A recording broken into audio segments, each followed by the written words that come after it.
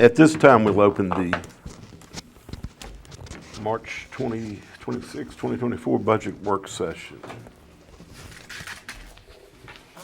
Just wanted to kind of get us started into actually doing the budget numbers for the year. I know we're gonna have, I think it's 10 speakers.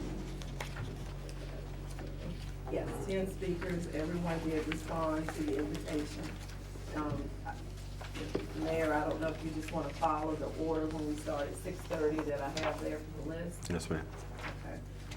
I do have more information here with more financials. If you all have any questions, you can ask me about that later if you want to do that. But with that being said, I don't know if you have any other questions about that part when we start that at 6:30. Everybody okay with that? Okay. All right. Then the packet of the proposed budget is in front of you. This is, I just want to point a few things out to you and talk about a few things that are inside of here. If you notice on the front sheet with the numbers in the yellow, okay, that includes all capital improvements. This is at the point that we're starting to start maybe kicking through and figuring out what we will not do. Yeah, Yeah. I mean, the largest part, you know, if you'll notice that we're at 2.4 over as a starting point. And predominantly, those are capital improvements. So, you know, that, we're just, basically, we're warning you that there's a big number there in the deficit. And a big chunk of that is capital improvement. So there needs to be some prioritization. And looking at pages 2, 3, 4, and 5, you'll see the yellow mark on those sheets. That's where we would put the undesignated fund each year of the savings or the money that we have. How much do we want to put in that spot so we can make these capital improvements? That's why I left them as TBD. Because right now, if we were to do that tonight, we would be putting the ones from the front sheet in those spots. So just to give you an idea, that's, I don't want to use that word close, but that's the spot where we know we're over. What are the capital improvements that are included? Yeah, I forgot to bring that. It's on my desk. I can make some copies. Anything else? No, I mean, she's gonna go get Yeah, that. yeah, you all can continue looking through there. Is that including town hall renovation? No part of that? No, doesn't have anything, about the town hall. That's just basically the CIP and nothing for this building. Okay.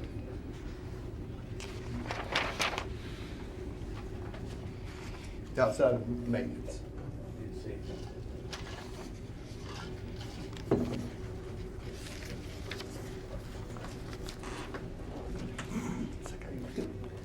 Grab a chair.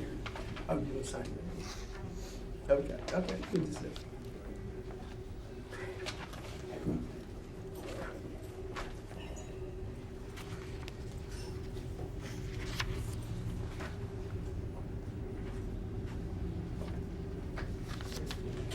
Yeah, okay.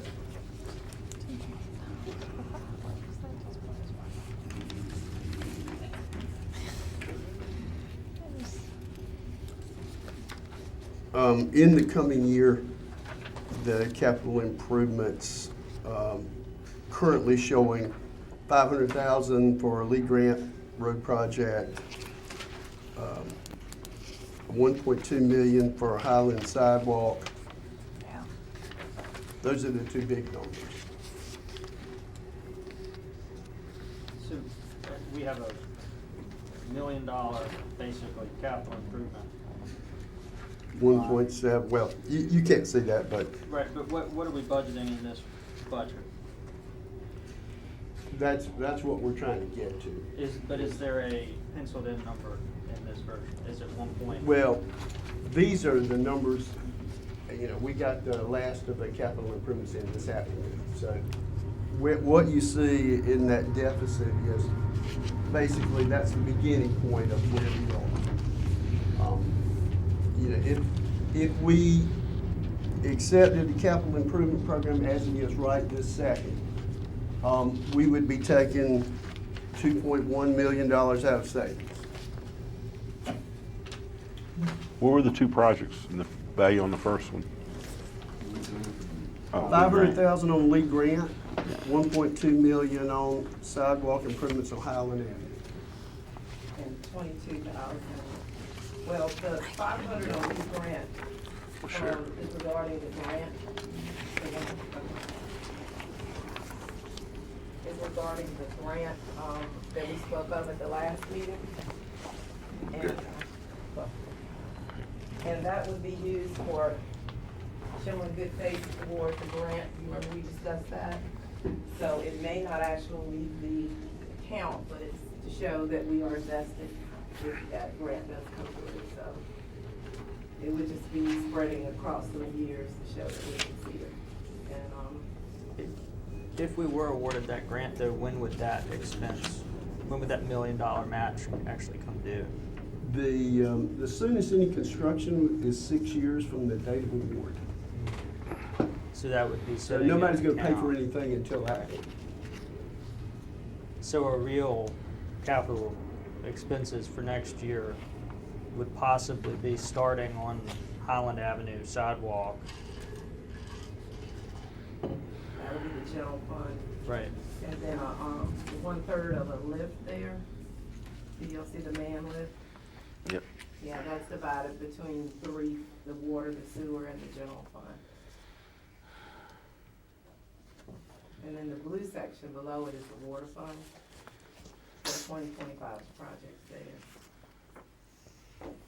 I hate to backtrack, but, and I could be wrong, but when we were talking about the Highland Avenue sidewalk, that safe ways to school, did we look into qualifying for any kind of grants or No, something? I mean, that's, I haven't gotten into any of that.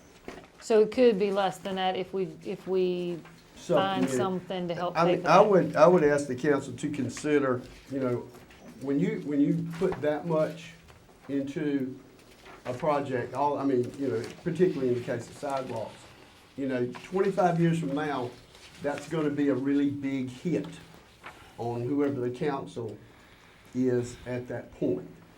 If you're doing sidewalks and you do chunk by chunk, year by year, you can, you can manage it a little easier and nobody's getting hit with a great big, project. And I would tell you that this year we have 46 projects right now on the books.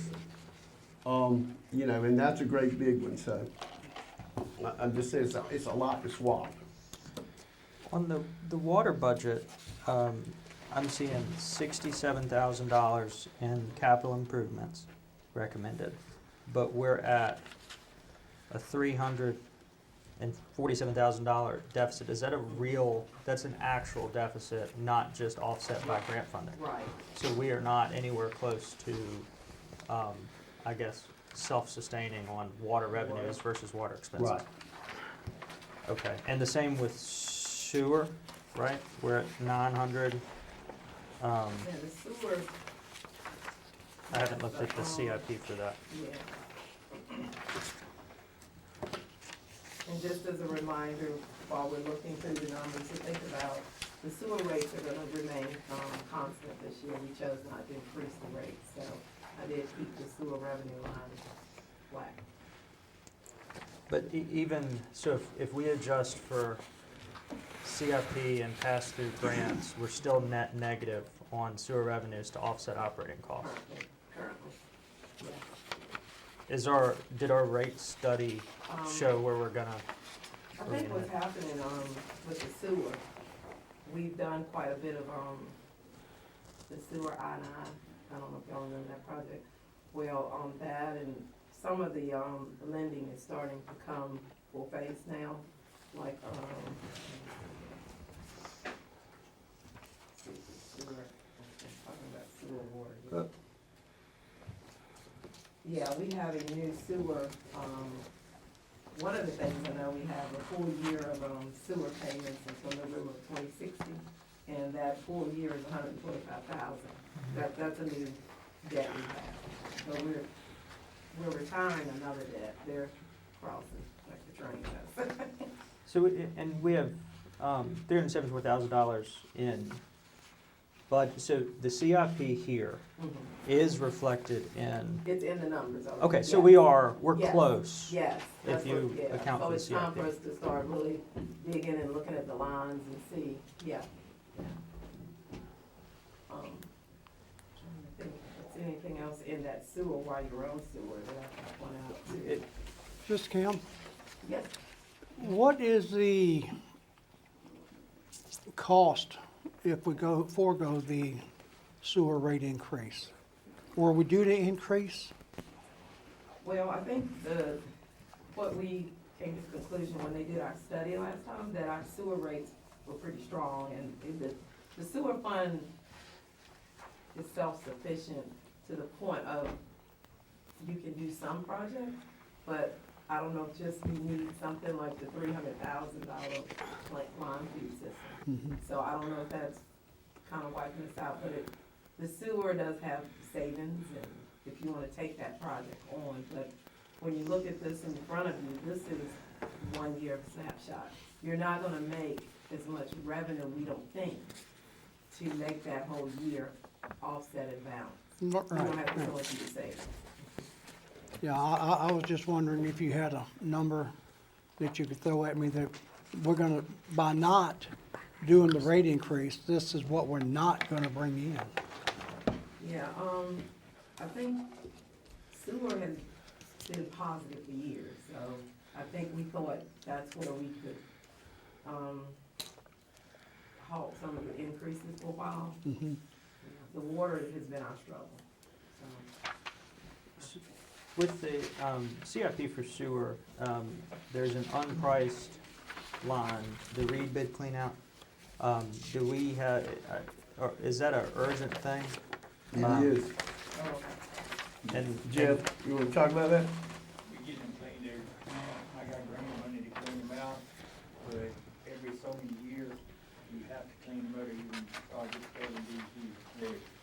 So that's not, unless you'll go back. what does that cost if we have to pay for it out of pocket? This time it cost me roughly $140, don't quote me, somewhere $120,000, $140,000 for the clean up, and then we're looking at another 100 and possibly 50 to put sand back in, do corrections to the plant after we finish. And the line feed system, it's going to also come under some DEQ qualifications, we got enough time in it to keep the zinc under control. Since we combined the two plants together, we're getting heavier volume over there, so we're gonna have to have a better line feed system to keep up. So you 100% need the $300,000 for that line feed this year? We can do whatever y'all wish, but I would recommend it.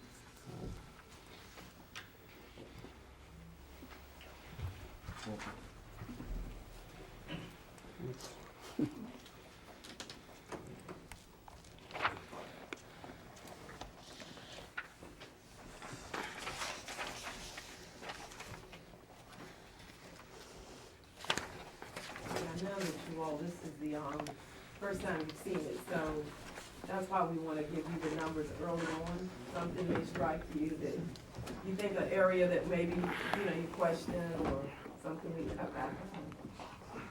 Or have a question to the department or something about why that number is. what You've it got, is. you've got a little bit of time to take a look at this, we're not forcing this on you.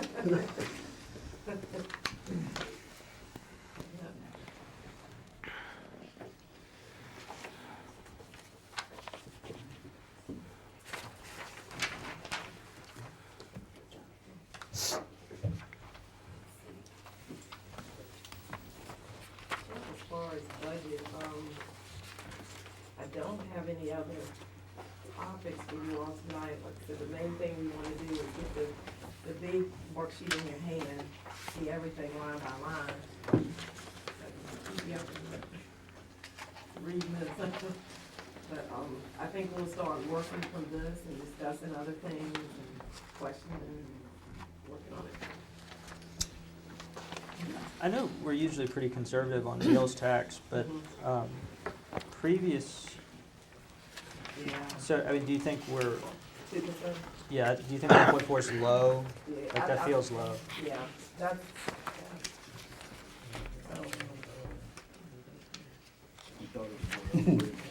Yeah. Don't let people eat out, they wanna eat out. What is the current year actual, that 916,000, what is that Oh, reflective of? that's actually through January 31st. Wow. These numbers are through January 31st. Yes. Yes, so, So we might hit Oh, yeah. $1.8 million in meals tax. because you have to remember, meals tax, it's not so much the volume, it's the food price too. If your food prices go up, your meals tax will go up along with your sales tax. And you can never tell how much people are gonna eat or how much they're gonna smoke. And we have so many new choices, places to go. That's a good thing. So we do have some leeway there in terms of making sure our budget balances, we can Yeah, conservatively that's what I'm increase saying. that. Right, see, that's what, when did you kind of look at I'm making a start, some of the areas that you all might want to dig into a little bit more, get some history on it.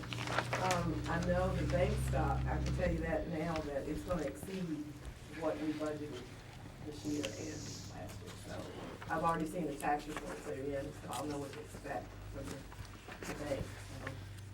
So bank stock's gonna come in a little higher. Terry, have we come up with an idea on the workforce training, how much money we should budget that for the EDA? In all likelihood, it'll be less than 10,000, probably closer to 5 To do what? for the training. No, the workforce training for us giving incentive. Oh, right now, there's really no, I mean, the actual workforce development folks they're offering money right now they can't spend. So, I mean, as far as the council offering money, they haven't asked us for anything. What they have asked us for was to help them meet businesses, and so that's where we're coming from with that. But they haven't asked for any money at this point. But May 6th, or May 7th is the job apprenticeship fair, and so if you own a business and you want to get a high school apprentice in your business, please bring them over to the high school. Have we budgeted anything? I know our EDA account, it hasn't really been re-upped in a while. Could we make an allocation to the E EDA? That is not in the numbers now, but I'll make sure I do that. And I wanted to tell you too, the salaries were, conservatively, we kind of followed the surrounding area at 3%. So these salaries are interviews at 3% COLA, so living adjustment. So that's what you see running through these numbers, 3%.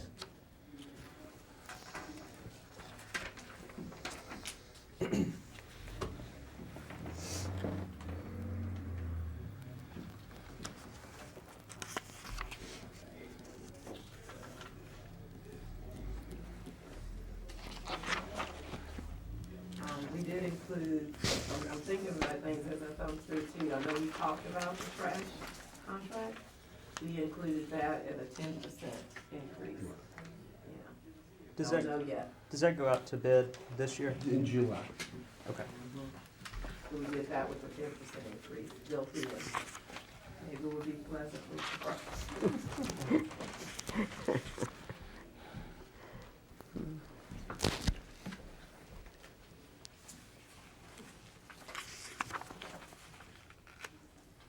I mean, is it realistic for us this year?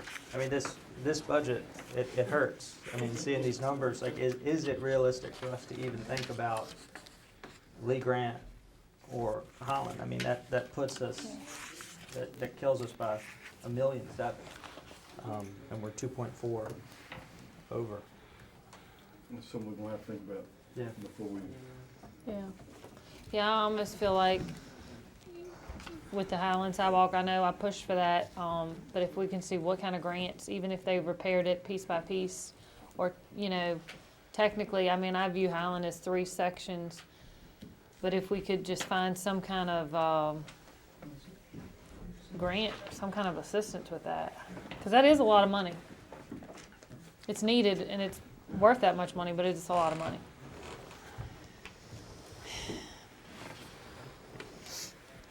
I think what we're seeing is inflation hitting us this year pretty hard.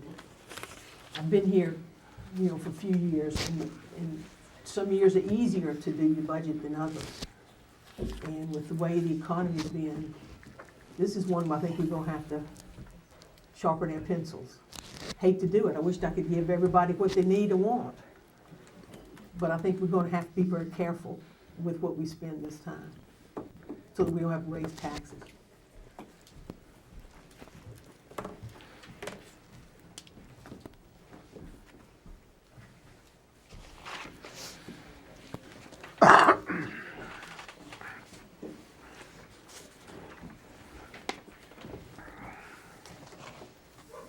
I will say too, one of the things that I think is reflecting such a higher amount, we are gonna be, I think, one person from being at full employment. We've, for the first time, on Monday, for the first time in 6 years, we'll be fully staffed.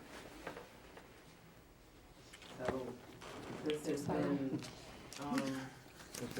projected. So you can tell Jeff and Tori, thank you, they've been working hard trying to fill these positions. Have we done interviews or extended an offer for the HR Oh, position? okay. Has that happened? Yeah, No option. it's in here, but, no. Okay. I'm thinking fully staffed. Back a few months ago, would have been fully staffed. Yeah.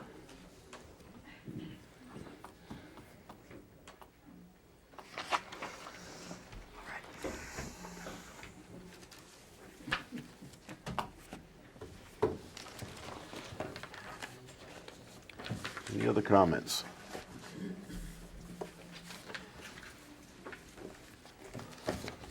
Thank you, staff, for everything you've done so far. This is, yes, going to be a complicated year to see if we can get the projects done we need to do and not put an extra burden on the taxpayers, as always.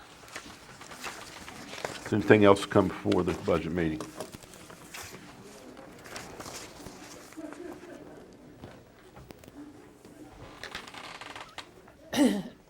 Seeing nothing, we will adjourn the budget meeting.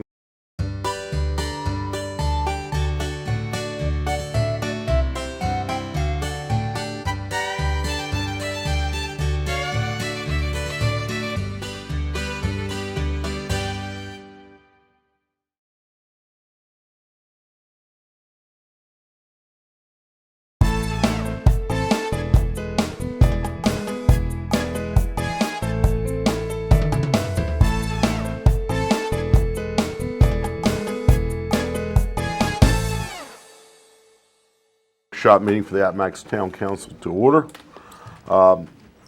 First, we have our scheduled public appearances. Right now, we have 10 people or 10 presentations from different organizations that wish to obtain funds from us if we are able to do it. You will each have 3 minutes to speak. We'll ask questions. If it's anything details, I ask that you respond back on paper so we can distribute it amongst the council members or back via email. We're going to take them in order that we received the items in earlier this year. First is Till the End of Time Sanctuary Incorporated. Who do we have speaking on this? If you take the podium, please. There's a microphone right over there. Name and address. Yes, please state your name and address, and the name and address of the organization you're representing. Yes, good evening. My name is Lori Peters. I'm the president of Till the End of Time Animal Sanctuary of Appomattox. Our address, the organization's address is 260 Felts Branch Road, Appomattox, 24522. Thank you, ma'am. Go ahead.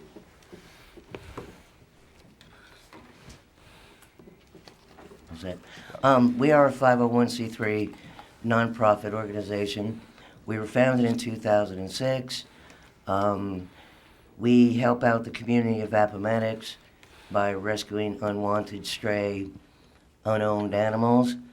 We are inspected, we're registered with the State Agricultural Incorporated and also registered with the State Veterinarian.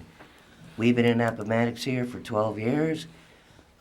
We are not funded whatsoever by any municipalities or other organizations. We run basically on donations, fundraisers, and a quarterly newsletter that we distribute to the community.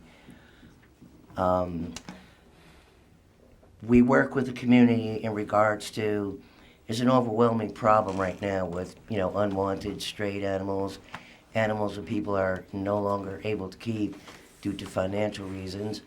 We run a food bank to help them out to try to keep them homed with their animal. We also work with the Piedmont Court Services System.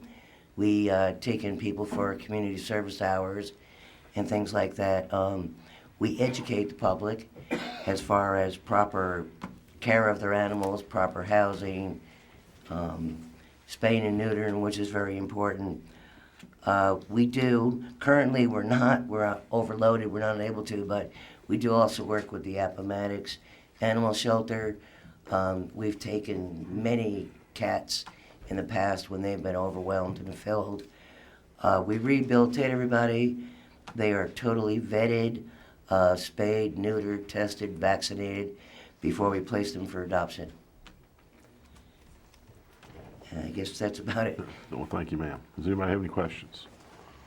What exactly are you asking for? I don't see a specific amount. Yes, ma'am. We don't really know at this point because we've never had this opportunity before to be funded by the municipality. Anything would definitely help. We have overwhelming, expenses that we pay. We do also staff 3 subcontractors, so we've given work to some people in the community.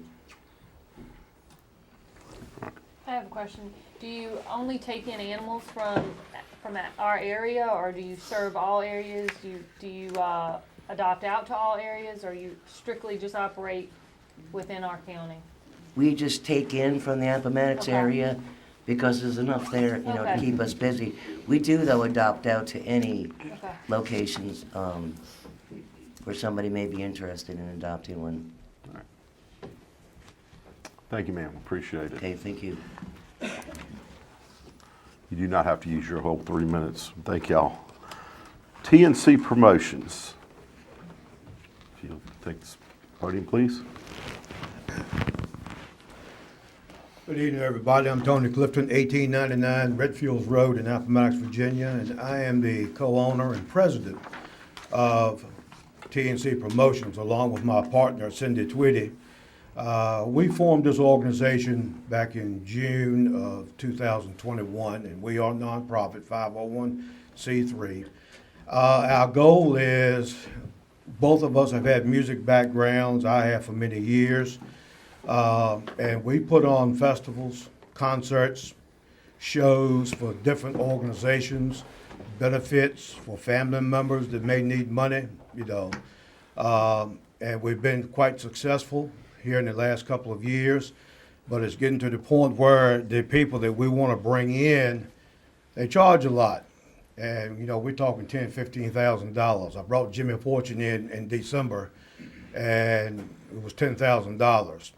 We're bringing him back this year because he sold out the auditorium. We had 908 people in the auditorium.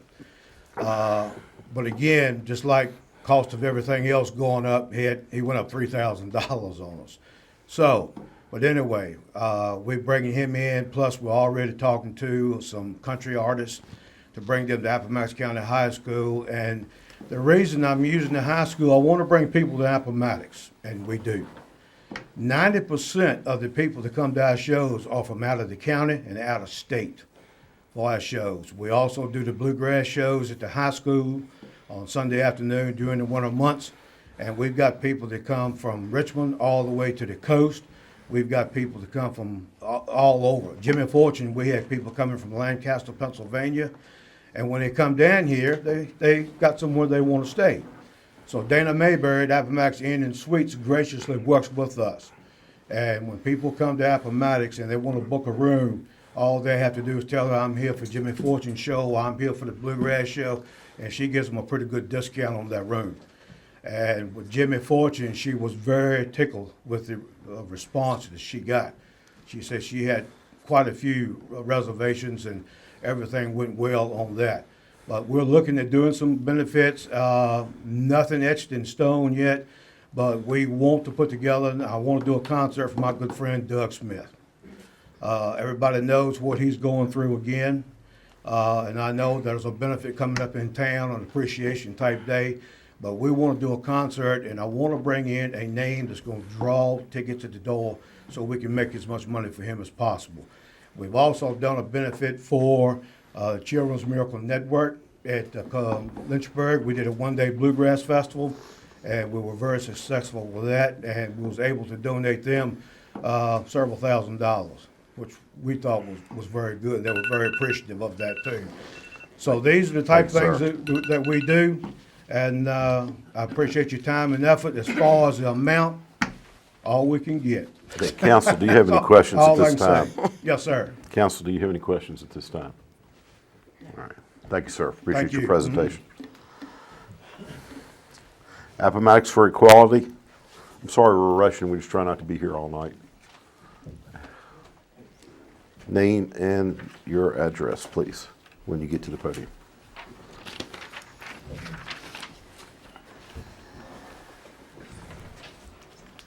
My name is Jotricia Umbles. I am at 105 Umbles Farm Lane, Appomattox, Virginia. Appomattox for Equality is at P.O. Box 714 at Appomattox, Virginia. Thank you for the opportunity to allow us to come and speak before you. We were founded in 2020. We are a nonprofit, and we're working to bring voices to those who are underprivileged in our community. Over the last 5 years, we've donated backpacks to those who are in need. We've given away laptops for college students. We've helped with feeding Appomattox. We've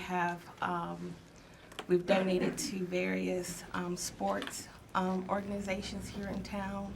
But what we are most, the two things that we're most passionate about is our Juneteenth celebration and a health expo. So I have a question. What does Beyonce, Appomattox, and country music have in common? The banjo. We're known, Appomattox is known for Joel Sweeney, who added the fifth string to the banjo. He has recorded that he got this style from the enslaved people from Africa, from a banjar. So there are also a historical marker down at the historical park recognizing that accomplishment. Over the past 5 years, we have collaborated with both the Appomattox National Park and the American Civil War Museum to bring these amazing legacies to stories to our community as well as to our country. As you know, so without the surrender here in Appomattox in 1865, there wouldn't be a Juneteenth. So we're a very unique and historical aspect. The Health Expo, the rural areas are really hit hard by getting reliable health, whether it's mental health, wellness, holistic. So this provides an opportunity for vendors to come to our community to see that we have a need and also get the citizens to recognize these services are available. Thank you for this opportunity. Thank you, ma'am. Any questions from council? Sorry. It's okay. Thank you very much. Appreciate it. All right. Appomattox Youth Sports.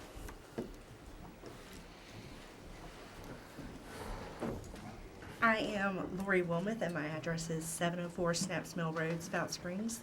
And our AYS's address is P.O. Box 761, Appomattox. Appomattox Youth Sports is a 501c3 organization. We're made up of 11 board members and support 6 sports: football, cheer, basketball, baseball, softball, and wrestling. Our estimated spending in 2023, our total expenses, including all 6 sports and general fees to operate, which includes $10,000 a year in insurance, was $128,501. We fully rely on our community for support. So continuing to ask our small community of 17,000 people to support us can be taxing on the community. However, we're very thankful that we do live in an amazing community that continues to show up and support our youth. We provide the opportunity for youth ages 4 to 18 to be a part of these programs. Most counties charge around $90 to $150 for sign-up fees. Appomattox Youth Sports only charges $70 for all sports, and that covers the cost of uniforms and facility rentals. We have such a high expense rate because we do have to pay facility rental fees. We are very lucky that our baseball and softball program are able to use the county and the Ruetan fields. However, our wrestling program spends $4,000 a year to use a local facility. Basketball, football, and cheer use facilities at the school and church facilities, which they have to pay for out of our budget. We have the cost of uniforms, which we can happily say are done in a local small business in Appomattox, as well as trophies and our insurance are all done locally in Appomattox. Our baseball program this season has 197 kids. Softball has 100 girls. Baseball will be hosting the state tournament this season, which is estimated to bring 2,500 people per day to Appomattox County alone. Our football and cheer program recently joined a new league to allow our youth the opportunity to participate at a higher level of competition. And our cheer program, which is top-notch and won numerous accolades in each age group. AYS, again, relies tremendously on the community for support, and here's top things that we could use in no particular order. Our football helmets must be reconditioned every year, which costs thousands of dollars. Cheer and football uniforms are not something that can just be used one time. They have to be turned in at the end of every season, cleaned. If they can't be cleaned, they have to be replaced. Our wrestling program is in need of wrestling mats, which cost $20,000. Thankfully, a local businessman did donate the mats that we're using now. However, they are getting worn. They also use the facility at Sluggers, so that's $4,000 a year. Softball, which again is strongly supported by the Ruetan, however, we do pay field maintenance. Our umpire fees alone are $3,000 a season, which is around 6 weeks. We have the equipment replacement for catcher's equipment. Baseball is in need of a side-by-side for field maintenance, as well as a pitch count scoreboard. And basketball could use help with Time, facility please. costs. Thank you. Is there any questions from council?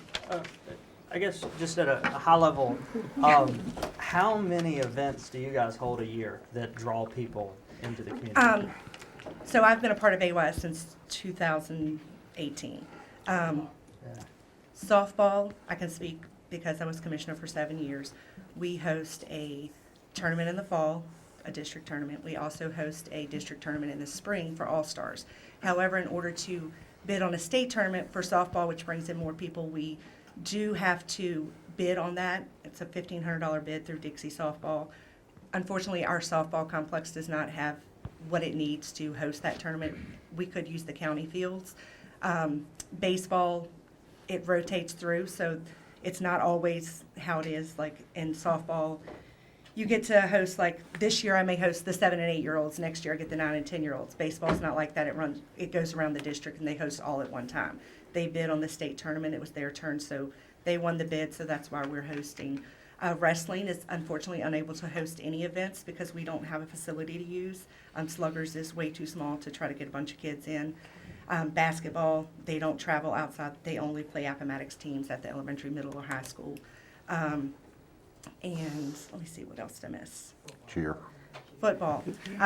Football and cheer. So football and cheer host homecoming, and they have several games throughout the year that they do at the high school. And they do charge a gate fee of $2, but unfortunately, some people don't want to pay the $2, so. Understood. Wow. You're welcome. Any others? Thank you, ma'am. You're Appreciate it. Appomattox Tourism Committee.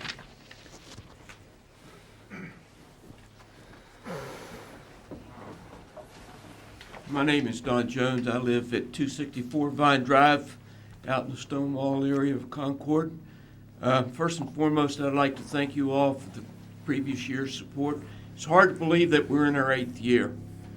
And when I look back when we first started the Tourism Committee, I've been amazed at what we've been able to do and how we've been able to help not only the town but the county. This year, or in 2023-24, we've been able to completely redo 3 brochures into one. This brochure right here, I'm going to open it up, is 16 panels. And we took this brochure, it's all in all of the welcome centers. They're here in the visitor center and the welcome center out at the museum, and they're in all the interstate facilities. We've already had to restock 2 of the major interstate this year, and we've only had this brochure for about 2 months now. At the same time, one of the other projects that we did is we completely redid the town pad map, county side and the town side. We've added more businesses. We've worked on this. These 2 projects alone were 6 months. So the point, what am I doing? We're all volunteers. Nobody on our staff gets paid a penny. And you look around the state and you look around the surrounding counties, you're looking at tourism budgets that run $150,000 and up, and we work for nothing. And I thank you for all you've done. I just placed a flight of ads for next week's commemoration and Freedom Day events. I've got 36 television spots spread over 4 days, plus internet from that, and that includes the production costs of the ads. In addition to that, we'll run probably 6 more commercials this year, and it's because of the funding of the county and the town and the money that we raise outside of that we can do this. We operate on less than $30,000. We operate on at least right at $30,000 a year. And I'm not going to ask the town for any more money than we asked for last year. That's sufficient to keep us doing the things that we can do. We advertised again this year for the Railroad Festival. Had it not rained, I think the Railroad Festival this year, because of the ads and some of the other things, having the memorial wall here helped. We'd have probably had the largest crowd we ever had. I can tell you, from my point of view, I was there, even in the rain, and there were people there as well.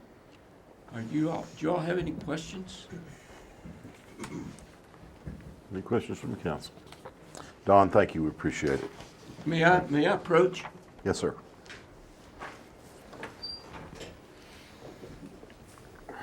I need to leave you. Oops. You okay? I'm sorry.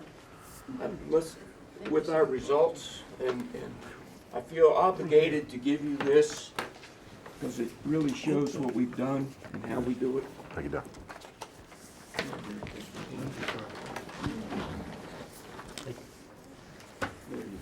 Thank you. Thank you all very much. Thank you, sir. Thank you. Thank you, Don. Next, our Appomattox County Rescue Squad.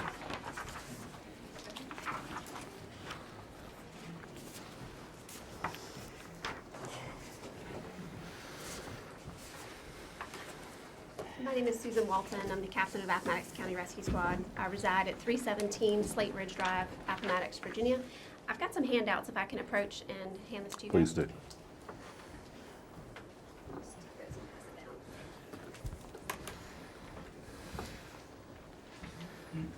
I wanted to give you some handouts in case I glaze over something in my haste to get things done in 3 minutes. So when we first got here tonight, I had some looks and some people saying, well, what are you doing here? Well, I can take that to mean one thing, but I'm going to take it with pride. In the 60-some years that we've been in business, and I say that in business, we're in the volunteer business to save lives. We have never needed to request financial assistance from the town. So this is my first time being here and requesting funding from you. With that being said, that means we need it. We've worked really hard to get where we are. We are all volunteer who employ our own career staff. We are not government subsidized with a small percentage of less than 5% of our operating budget. We are 501c3 nonprofit. We've been in business since 1961. We respond to all types of 911 calls, anything from my pinky finger hurts all the way to person isn't breathing. We respond to youth sports activities, high school activities, festivals, organizational events, standbys for law enforcement, you name it, we respond. So we are a division of 38 volunteers and 9 career staff providers. I've listed a little bit of all the different levels of the certifications that we have on our agency, along with our vehicle apparatus. And then at the bottom, I've listed our 2023 call volume for you. The reason we're here is last year alone, we had 2,935 EMS calls in the county. A third of that was actually in the town of Appomattox, nearly a third. It was 894 calls that were in the town of Appomattox. We do have challenges as an agency. Many of you are aware that we do bill for services. However, that comes with a lot of intricacies. If the patient doesn't have health insurance, we can't collect a dime. Because of that, because we bill, our donations have significantly decreased. If a person's deductibles haven't been met, guess what? We don't get the money then either. We soft bill, which means that we collect only what insurance gives us. If insurance decides they want to deny the claim, you've been through health insurance processes before, I'm sure you're well aware, they look for every reason they can to dismiss a claim, and then guess what? We don't get paid then either. The cost of ambulances are over $400,000 per ambulance now. It takes, order to delivery time is 2+ years, and we have significant wear and tear on our ambulances. If you're following the news, the Virginia Office of EMS is under investigation for fraudulent activity to the tune of $33 million, which means all funding for EMS agencies has been halted. So where we typically get our ambulances under RSAF grant funding, Thank you, we are ma'am. now ceased. Questions from the council? Did you have anything else to say? I think It's a lot. I understand what we EMS is just. a little different than. It is a lot, and I know you have a room full of people, that's why I put this on here, but I'll answer any questions that you have. The other thing I was just gonna say is, in Appomattox County, we have very little mutual aid backup. So us and Delta Response Team and some from Concord, that's who you're gonna get to come to your aid.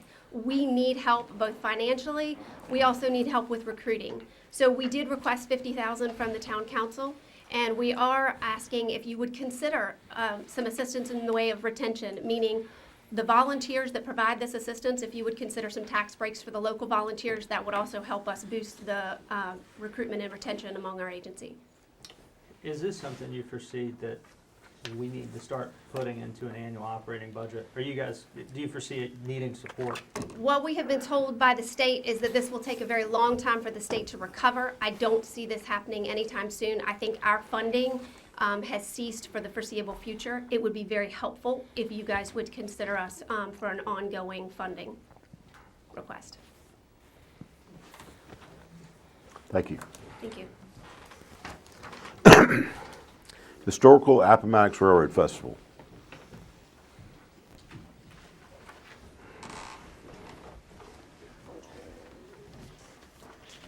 Thank you. I'm Philip Jamerson. I live at 2594 Country Club Road. I'm here on behalf of the Railroad Festival. I'm the president. I was elected on the board in January and elected president in February, so I'm very new to this organization.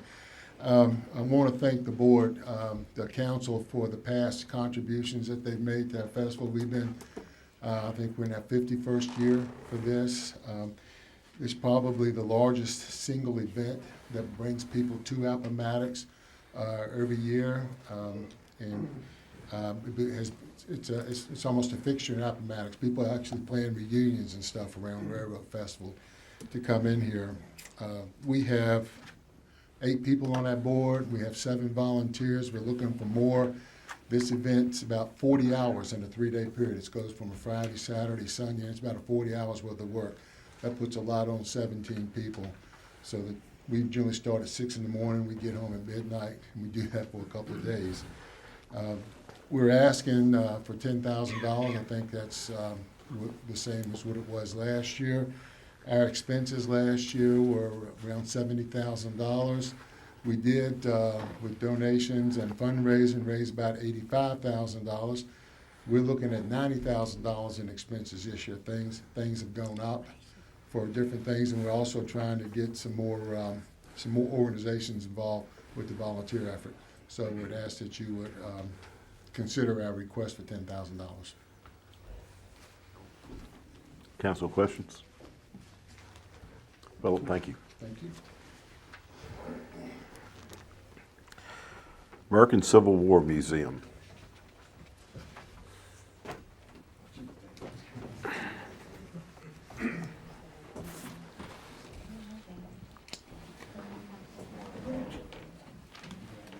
Hey, good evening, folks. Thank you all for having me out here today. I'm Keith Harvey, Site Director at the American Civil War Museum, representing the American Civil War Museum at 159 Horseshoe Road, 24522.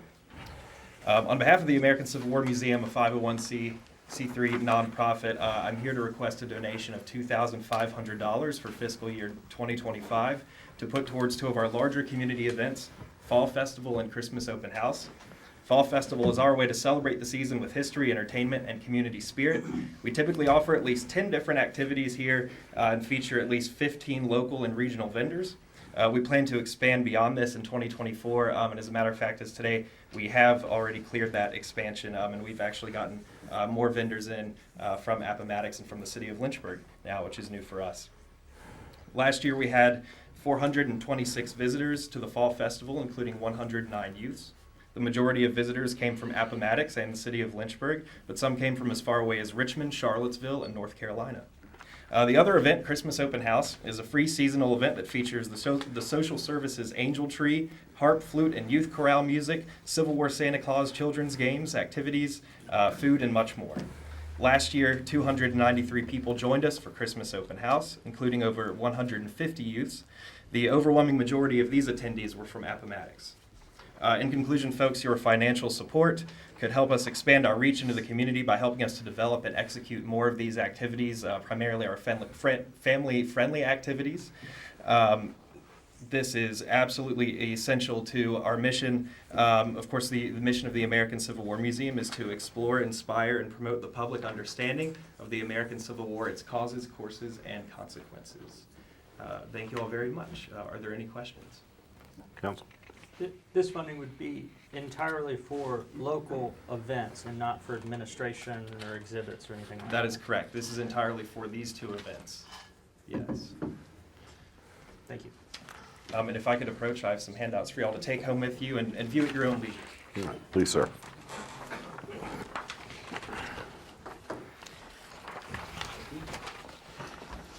Appomattox County Sheriff's Office. Thank you very much. Thanks, sir.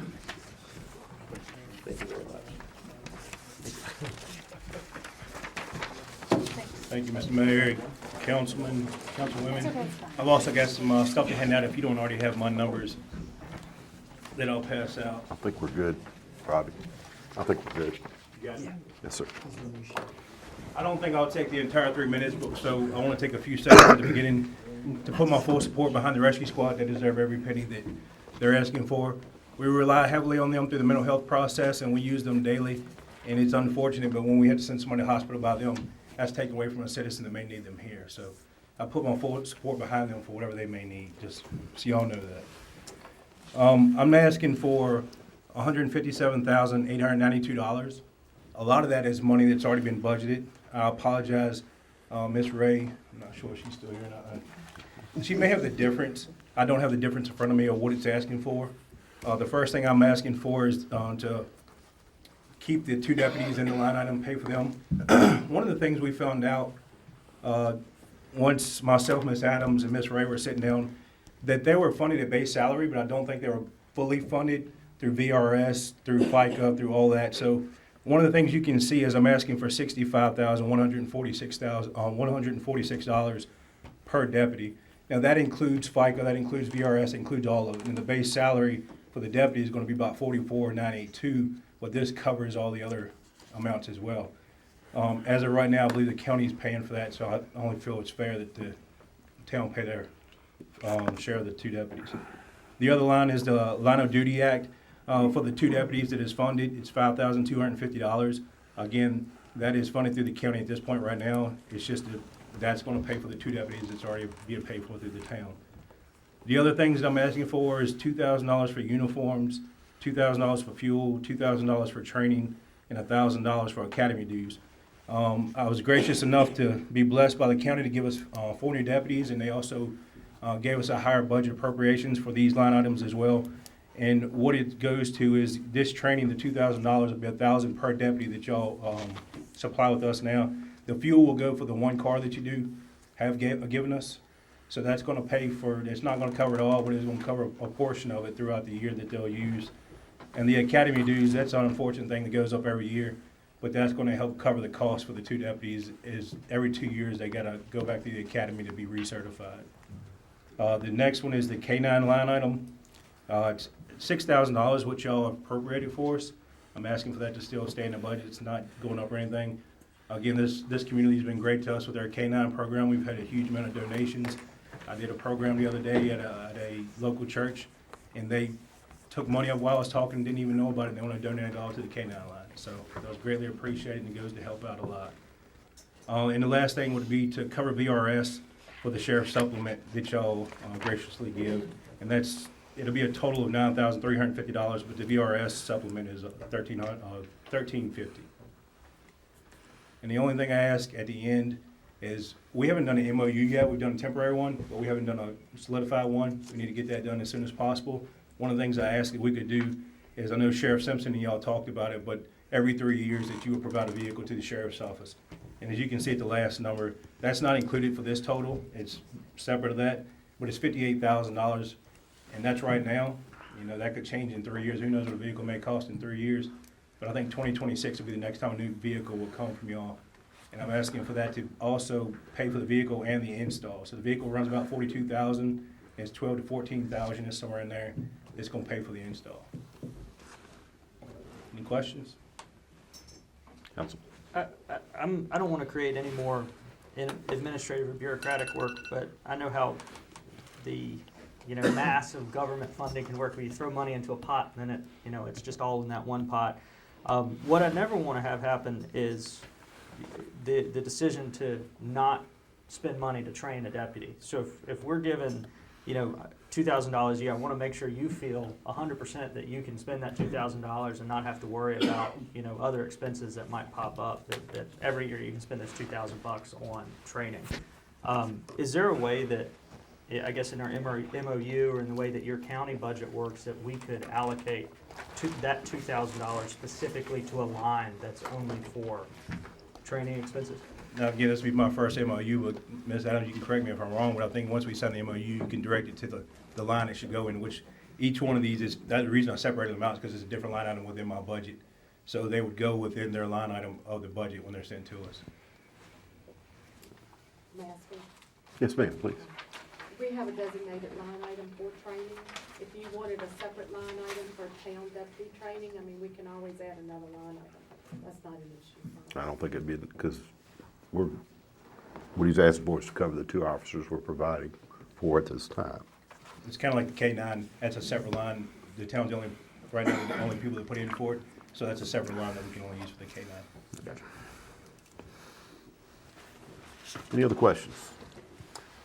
Thank you, Sheriff. Yes, Appreciate sir. it. Thank you, Mayor. And finally, Appomattox County Volunteer Fire Department.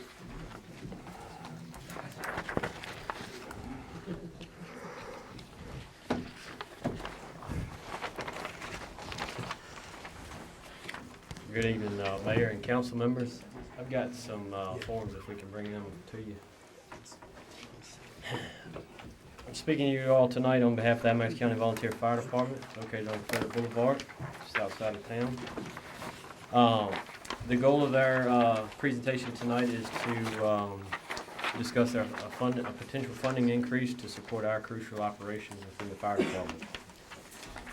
I want to talk first a little bit about our call volume in 2023.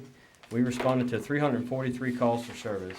Among these, 243 were in the county, 82 were in the town, and 11 of them were outside of the county. These numbers highlight the critical role our department plays in ensuring the safety and well-being of our community. Currently, our operating budget, we received last year $57,000 from the county of Appomattox, $27,000 from the town of Appomattox, and then I've italicized the $15,000 to $20,000 estimated because that number fluctuates each year, but in expected donations throughout the year from the public. The thing about donations is that they're not always guaranteed. So currently, that makes a total of $84,000 that we operate. However, our operational costs are rising, and sometimes we find it challenging to meet all of our needs within our current budget. So we do rely heavily on the public donations, which we so greatly appreciate. Tonight, I'm here before you to ask for a increase. I presented the same presentation to the county several weeks ago. and they have graciously included this into their budget preliminarily already. So my presentation to you all tonight is to increase the overall annual donation from the town to $40,000. I requested $60,000 from the county, so that would put us at a total operating budget of $100,000. The concept behind this is kind of a 60-40 split. Right now, we looked at the calls for last year. Our calls are split 75% county, 25% of the town. But if you look at the businesses in the county, there's roughly, according to the last census, 302 businesses in the county of Appomattox. 91% of those businesses are in the town of Appomattox. So there's a lot of critical infrastructure that's very important for us to be able to protect. We need to be properly equipped to be able to do that. So that's kind of the logic behind the request to do a 60-40 split. And that was something that we agreed to with the town and the county with the fire truck back in 2021. Some of the justification for our increased expenses is PPE costs, equipment costs, insurance costs, hose testing, pump testing, and vehicle maintenance. This year alone, we spent like $21,000 on our insurance for the vehicle and building. That's a pretty hefty portion of our budget, but it's important because we are fully covered for our building and our vehicles. We don't want to share a burden to you guys if we happen to total loss a vehicle, God forbid. So we pay a little bit more to make sure that our premiums are well taken care of. Beyond all that, all of our stuff is going to be focused on equipment-related purchases that directly benefit our ISO rating. Thank you, sir. Council, any questions?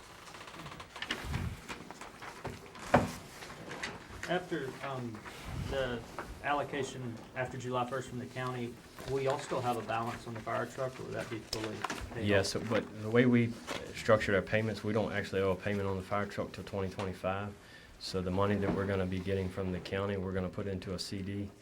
That way, when the money comes due for the payment, next payment, we can apply the FY, was it 25, 26 money to that whole payment, plus the money we've got set aside for capital improvements towards the balance on the loan. That should 100% satisfied. Thank you, sir. Anyone else? Thank you all so much. Thank you. Appreciate you. We thank you all for coming out tonight to this public hearing for the items. We will do the best we can. We are responsible to the taxpayers of the town of Appomattox. We do realize there are contributions from those folks in the county that choose, and we appreciate to come eat in town. And we do garner a lot from that as well. We'll take all these under advisement, see where we can go, see what we're able to do with the limited resources we have available to us. So thank you all for coming out. If you'd like to stay on for the rest of the meeting, feel free. We appreciate it.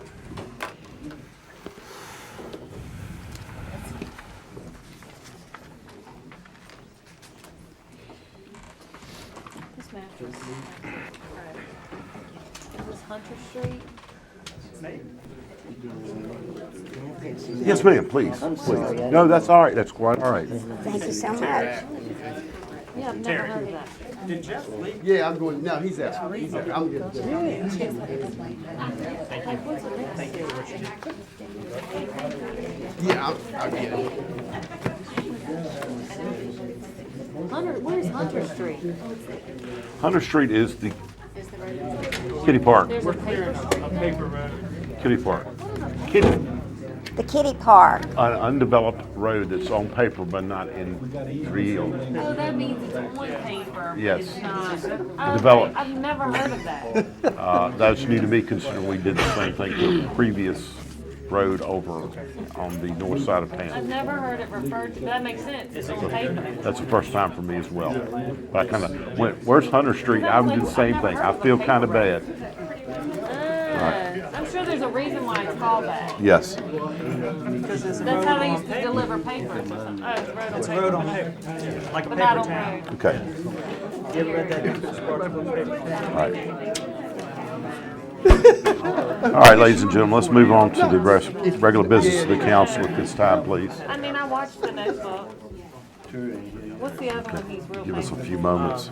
Something about the sea, about water or something. Rodanthe by the sea.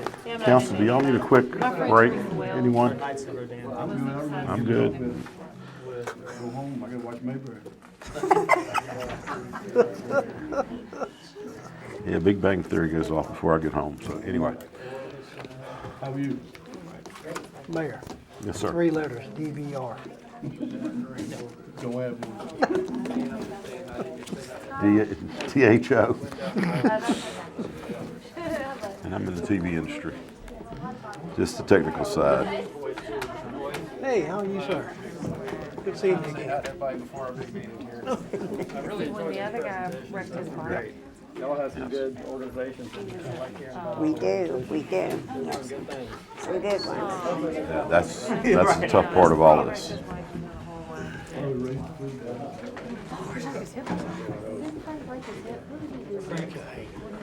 Right. He broke his arm. Didn't he? Because he had his arm in a sling for a while. I know yeah. I'm sure he'd love us talking about him. All right. Let's move along, folks. Our first item is the consideration of adopting a copper pipe ordinance. Yeah, I got copper pipe balls in the house. Our first item for discussion, consideration of adopting a copper pipe ordinance.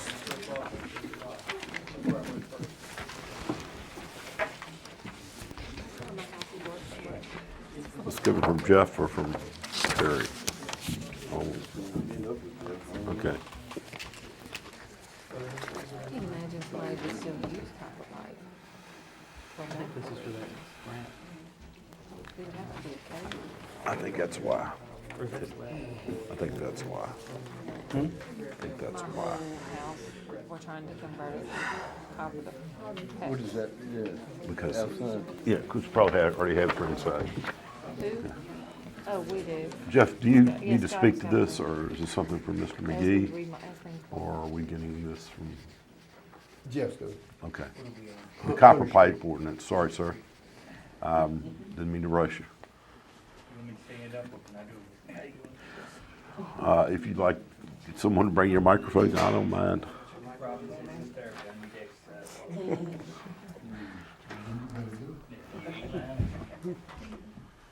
All righty.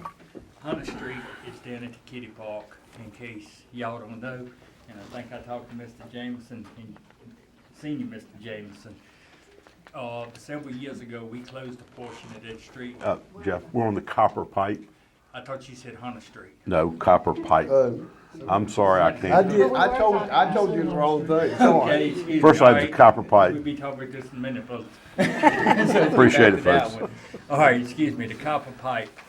We, staff got a grant for roughly $250,000 to do a copper pipe study in the town of Appomattox, which means they will pay to remove all old copper pipes due to contamination issues, the health department says.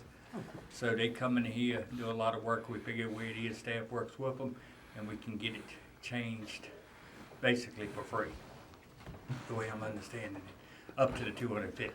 Houses and businesses, homes and businesses. Right now, I'm 90% sure houses, I'll have to let you know on businesses, but I Okay. think yes. So if it's wrong, that's my mistake. That money's gonna go pretty quick. Yeah, that'll go. No, it's not. It doesn't take that much to get it out. We've got probably 90%. It's not going into homes, we're talking about to the base of the house. Oh, okay. Service line. Gotcha. It does not go inside the homes. So Just inside goes the house to- is your issue. So basically, we're gonna start in town, which I'm pretty sure I've gotten about 80% of it over the years. We've been working in it in-house. So most of it's taken care of, but the rest of it, we feel like it's gonna be plenty enough to take care of it. Plus do some GIS work, mapping and other things that we need done as well. And we need the ordinance passed before we can start on it. How does this affect the resolution we had years ago for no copper pipes in town? Nothing. That basically, and the only thing the cop ordinance did back in is stop new businesses from new, if you're Construction. getting building, redoing anything, when you go to the county and get a building permit, we don't allow no copper piping, except for roughly 5 to 10 foot around hot water heaters, which basically is necessary. So everything else is, got to be some type of poly. So basically, this don't have anything to do with Yes, that. and that was due to the consent order we was under for zinc. They helped, government agencies said that was part of the issue, so we had to take an OT. But the both of them will stay in effect. We're looking at passing one for the county as well on the water line up there. Anybody putting anything in is gonna have to use strictly poly pipe. That will be coming before y'all shortly. Mayor, I move that we accept the resolution as presented. Motion made, properly seconded to accept resolution as presented. Any discussion? All in favor signify by saying aye. Aye. Any opposed, no. The ayes have it, the motion carries.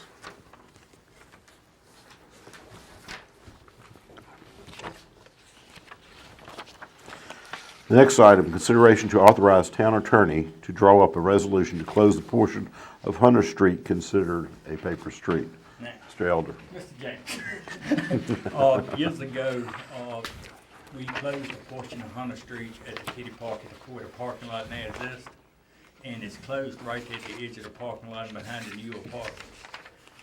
Talked to Mr. Jameson, and I think I mentioned it to you before too, folks, that I would like to close it down to the Pines.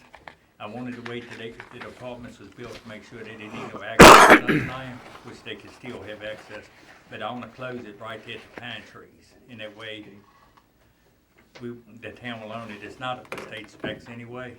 So I would just like to go ahead and kill it off while I can. So we're gonna need an ordinance from y'all, and I'm not sure if y'all have not wrote. I talked to Attorney Frank about writing it. I don't have it yet, but I should have it ready shortly. But I would like y'all's permission to close it. So that's just to close it, not to sell it. No, sir, it's just closing it from right. The truth matter, years ago, I thought we owned the street, and I tore about 200 foot of state street up and made the parking lot in the middle of it. Well, after I closed it up, I was reminded that I wasn't as smart as I thought I was. So anyway, they allowed me to close it for the sake of it, but at the time, the Jamesons was building a complex down there, and I did not want to close all of it because we was working to know which way this run a driveway. And I did not want to block them off on the driveway, so I waited till they finished the business, and they told us they'd write us a letter supporting the idea. But I need y'all to write a understanding too, and it gets Ms. Adams and the board, and they have to pass it as well for VDOT. And then the town will own the street, we'll be able to do as we want with it. Stop it at the gate? I'm gonna stop, you remember what the gates used to be, they made me take my gates down? Yeah. So, we took the gates down, but I'd like to be able to put it back up. Right. Because we're looking at putting more parking down there around the Weld House, and we just would like to do some changing, and I can't do it on the streets, I'll be that old street. And I also mentioned to Ms. Adams, I don't think she's had time to discuss with anybody, but, so we just gotta get everything to them.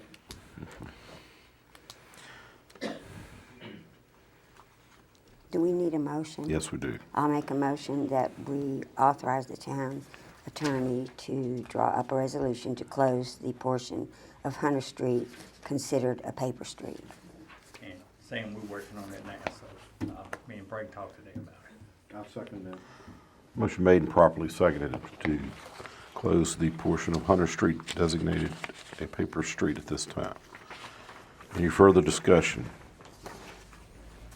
All in favor signify by saying aye. Aye. Any opposed, no. Motion carries.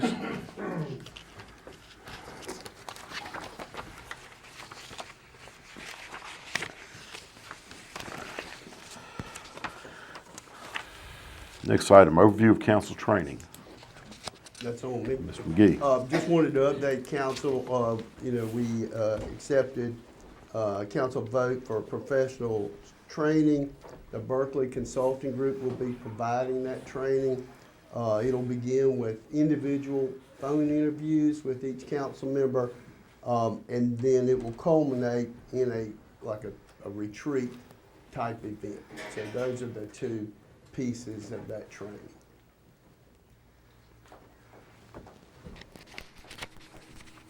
When will we start that, sir?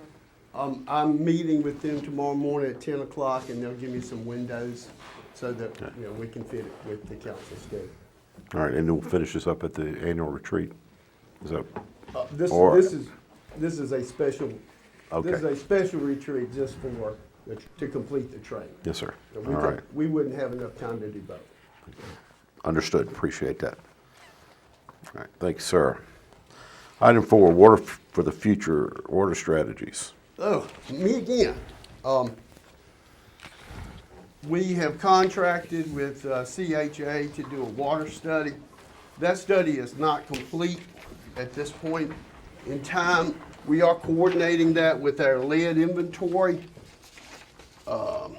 analysis that we're currently undergoing, and it will save us some money because some of those water models overlap. In the meantime, what I'm passing out is basically a strategy for the council to consider kind of in the meantime.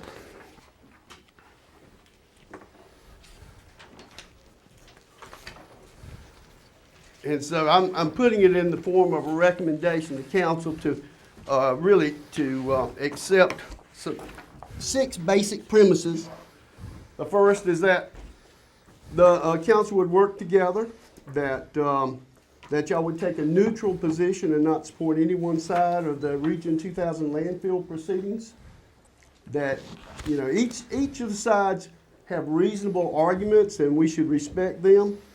That the council take a strong position to encourage all the parties to negotiate in good faith at their meetings. And the town of Appomattox prepare to reopen wells and plan to budget for future ones. That taking these positions gives the town its best flexibility, freedom, and independence.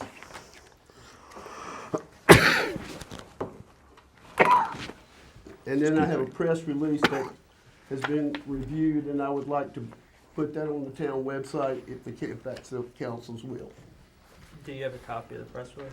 It was included in the town manager's update from last night. It's the last item.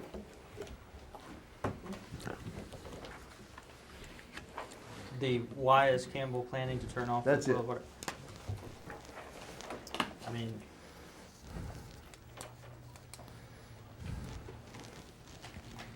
do you want us to discuss this now? I can talk about it.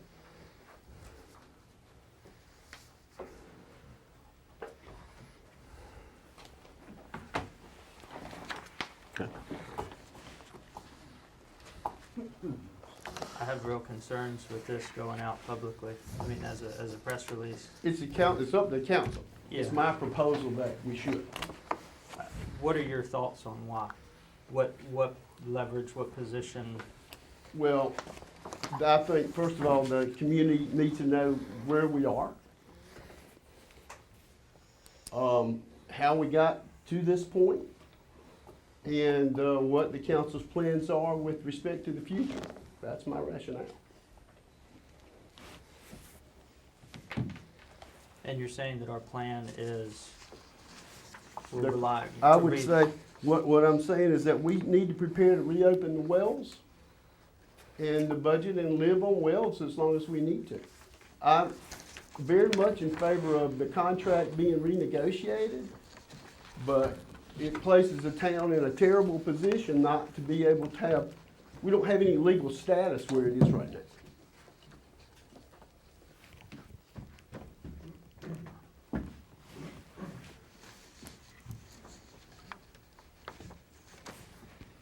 I feel Terry has presented us with kind of a guideline to follow because, as he stated, we have no legal status in this dispute. We were notified at the beginning of my term in 2020 that the Campbell County was going to turn the water off in 2030. What that means exactly, we will work to determine at that time, but until then, we have to be prepared for whatever outcome becomes of this in 2030.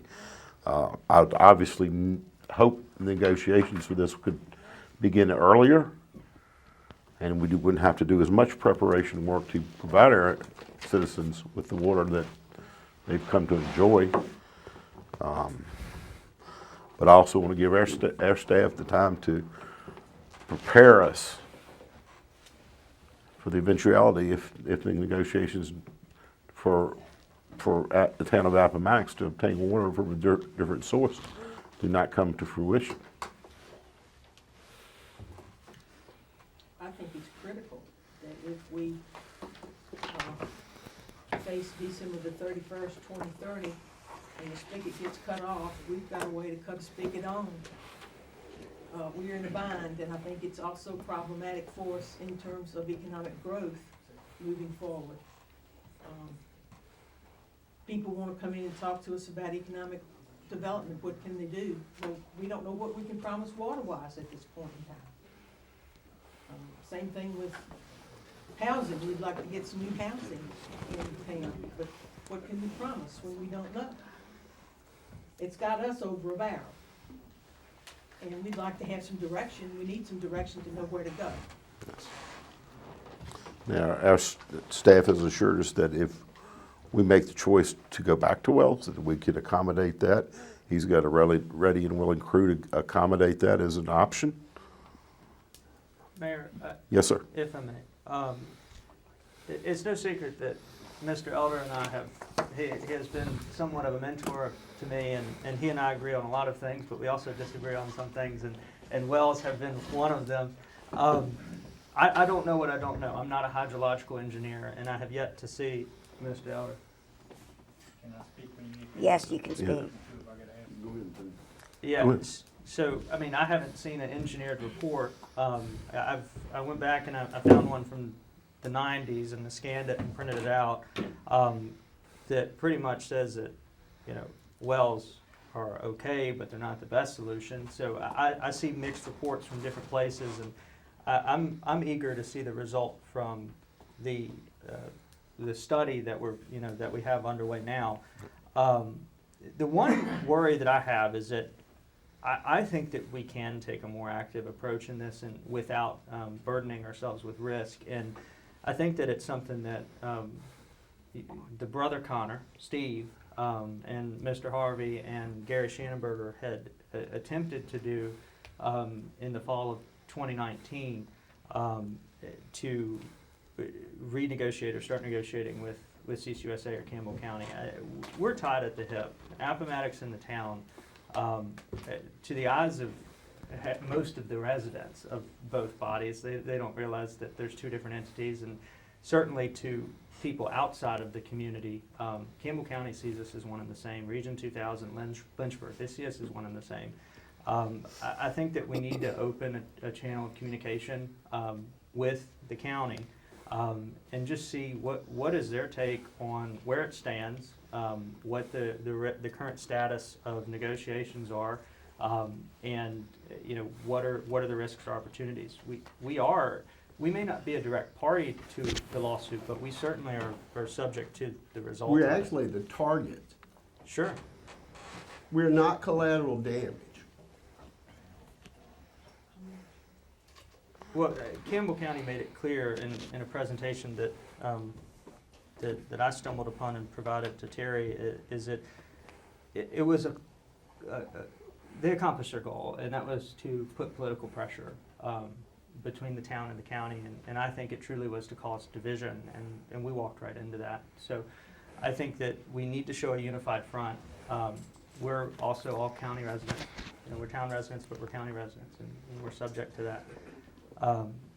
I think we need to take a more active approach. I don't really, Terry, I appreciate you, and I think you did a good job of outlining it in a way that people could begin to understand, but I also don't know that we put it out as a press release at this point, because I don't think we've made a good faith effort to communicate with the county and just see where they're at. I mean, let's take 30 days and have a meeting, and then plan something. I've always been for the position that as long as we keep a well cut off, we're at the mercy of somebody. I am not willing to put this town at the mercy of anybody, especially when we've got the wherewithal and the man that can drive the force to get the job done. I will not be willing to be beholden to anyone for water that, right now, we have no position. If they cut the valve off tomorrow, we're going thirsty for a little bit. But at the same time, if we start the wells back up, we can start blending water, and we can show what we can do. That is a positive, offensive showing. And we've been talking about that for years, and I still have not seen a engineered report that says that we can blend water. I've heard that the dialysis center may leave if we have to use well water. I've heard, I haven't seen it written on a sheet of paper with a stamped, engineer stamp that says we can blend it. We have to see that before we can even consider the wells as an option. And then we need to look at, I'm not saying we don't turn the wells back on. I don't want to commingle those two things. I think, if we can have a balanced approach, sure. But it's a contracting solution that we need to figure out. A 20-year water line contract, the people who wrote that had to have seen the intentionality to make it political every 20 years.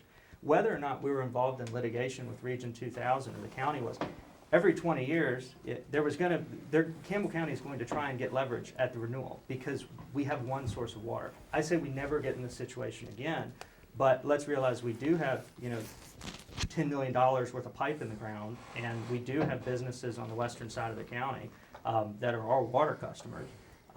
And I want to start negotiating and start communicating with Appomattox County to try and figure that out. While we also explore the wells. But I won't be able to sleep good at night until I see an engineered report that says, one, we can blend water, and two, that we can support 300 or 350,000 gallons a day off of wells within, let's say, 4,000 feet of town. Because otherwise, we're building miles worth of pipe to connect to wells. So there's a lot more to it, and I don't think it's just, we sit and wait, or we sit and just focus on wells. We have to focus or attempt to solve the problem on the water line side and the well side. Mr. Alger, would you please speak to this? Ma'am? He asked it me I before. understand that. I was going to recognize him. I get to speak? Please, sir. Break no rules, for God's sake. Thanks. Y'all excuse me because I'm not a public speaker. I just work on water and stuff. First of all, your blending fork will be here in the next few weeks. It's in the process of being done. So the answer to that, I don't know, but we will prove it. It's one thing I've been after for a long time. And don't know who I'm gonna make mad tonight, but it is what it is. First of all, I don't know if they're gonna ever cut this water line off. I've argued with different people in this room for bloody years on it. However, what concerns me is operations. When this water line was built, it is a valve in Concord, Rustburg. It controls how much water is allowed to come out of Rustburg to us. It's an electronic valve. 5 times in the last few years, we had tanks have got at dangerous levels, because once we hit a volume, no water comes through there unless they adjust it. Don't know the politics. They tell me they're not going to adjust it, and they have not at this time. So I don't know what they're going to do. Not my job to find it out. But as far, I always think water will come through the line because I just can't see them cutting it off. But the problem is, my fears is they'll stop us to death. The contract calls for 250,000 gallons a day for whoever has read it. I don't know if the board members has. Don't know how many councils has. I know you have. Mr. Roy, he's familiar with it too. If you go into it, which we allow, we get a little bit over there, give or take, because just sometimes the math ain't good between all of us. But as the town grows, and until its contractors work there, I don't think they're gonna release no more water.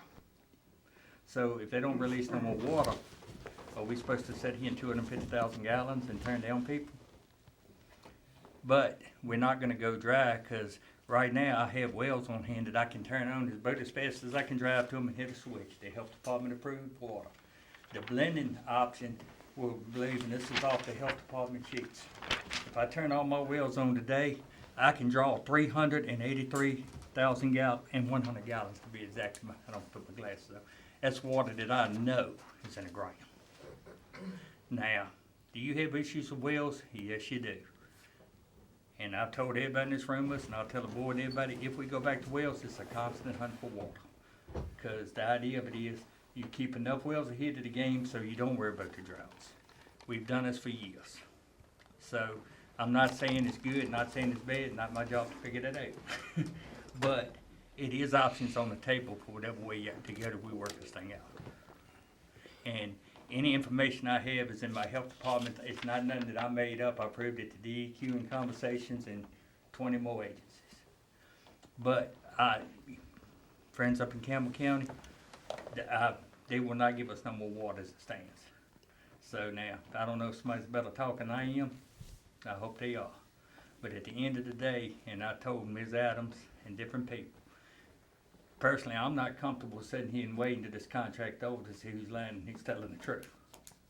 So I just say we need to be prepared for whatever comes, because I don't want nobody, and I will be gone at this time. I guarantee you, Jeff Edel will not live to see, I will not, I hope I live. I'm going to be working on the water system. Let me rephrase that.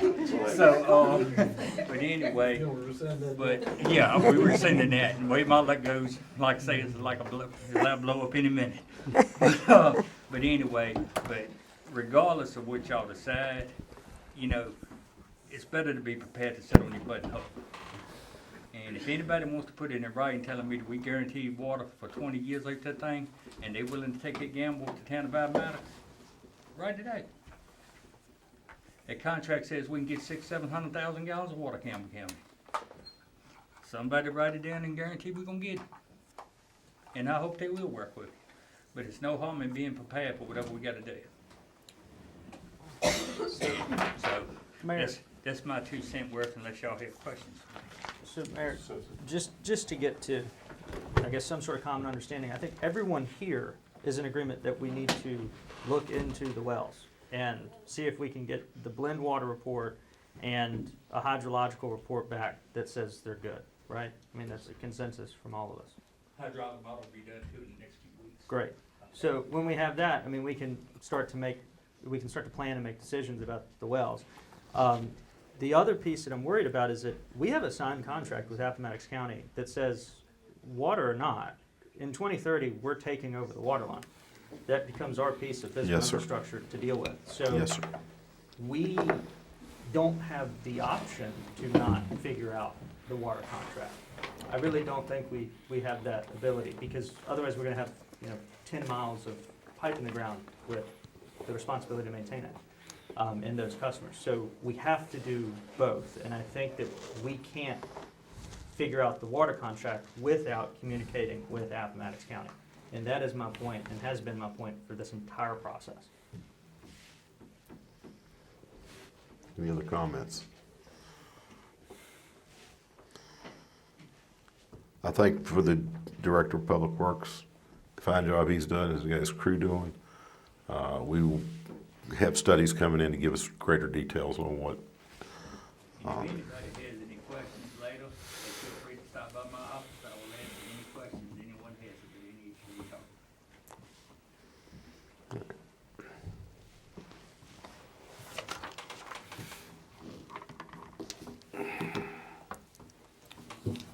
Any other discussion items come up before the council? I think Terry had the request for us to approve this press release, but I would say that we hold off, and I just want to make sure that's clear, if that's the will of council.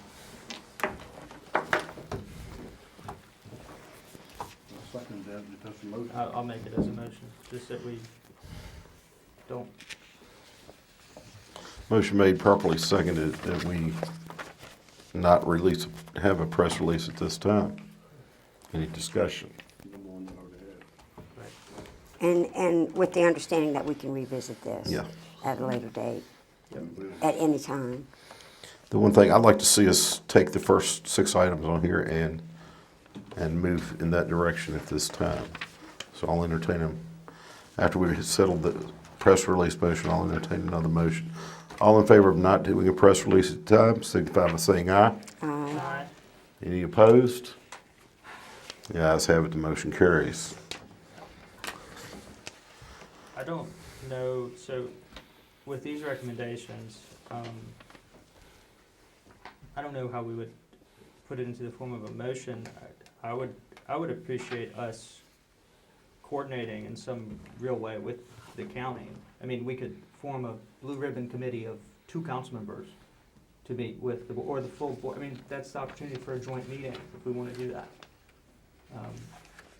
And we have an approved agenda, and we still haven't, and we had a vote to send that, and we still haven't done that. So we got to start dealing with this. I understand that. So that's your discretion, Mayor. I mean, do you want to, If the council so desires. Hearing no motion, we shall continue on. well, Mayor, I'll make that motion. I don't know if we need it in the form of a motion, but that we communicate open dialogue with the county to, I guess, request a status update on how they view the water and Region 2000 situation. Understood. Wait, Sam, could we, since it's contract, we're not, and we have a contract with the county, we could do a 2031 renewal request, and then it's a closed meeting. It'd be subject to active contract. Probably, yes, that sounds right. So, I mean, if I have your blessing, then we could have a joint closed meeting just for water with both of our councils for a 2031 renewal contract. Yeah, I think that's right. Would we be precluded from that, considering the items previously gave us the order line I think, effective I mean, if Nathan- January 1, 2031? Talking about 2031 versus now, then it's probably okay, 'cause at some point, there's gonna have to be new contracts. It's Obviously. Yeah, they've, Campbell County said they're out starting in 2030. So I don't see any problem there. Okay. Discussions with, between the county and the town about what to do in 2030, I don't see any problem there. Thank you, Sam. Thank you, Nathan. I do think we need to get the reports that Jeff's got coming, so I agree. studying. I agree, and I think going into that meeting with the county with those 2 reports would be very, Yeah. because I think honestly, if we have to do something beyond wells, we can't afford to do it by ourselves. If we have to build a water line anywhere else, or if we have to, explore another water solution, we don't have the tax Right. base to do that. Right now, if we get the same contract, if we continue forward, we're hoping to hold the capacity of the wells in case we need to increase beyond what those contracts will deliver to us. The study of blending water will assist us in making those determinations. The rest of the hydrology study for the town of Appomattox and its water sources will be a part of that. So we need just a bit more information. As Mr. Elders told us, it's coming in within the next 4 weeks, expected. I understand how things work out in the regulatory and real world. Do we want the full board and the full council for the purpose of water, or would you guys rather designate 2 members? Full. Full board. Full board. Would you like to do the water meeting after the happy-go-lucky meeting, or before? Because we did vote to send that agenda, and I think we need both. We gotta start working together and all. Oh, yes. I've been hoping to work together since July 1, 2020. We've had this elephant in the room for quite a long time, and it's time it moved along. That's right. I'm with you. So When you say happy-go-lucky, that's that agenda. that's the Okay. census, everybody Is that- does, and we're growing at 9% or something insane, workforce development, and how do we work together? Yes. I agree. Has that specific agenda been approved? Yes. Or we're going to do it tonight? We already approved that, and I sent you the letter draft. You sent me the draft. No, so we voted thought on that's it at what the we had to February approve. 27th meeting. And it has yet to be sent. All right.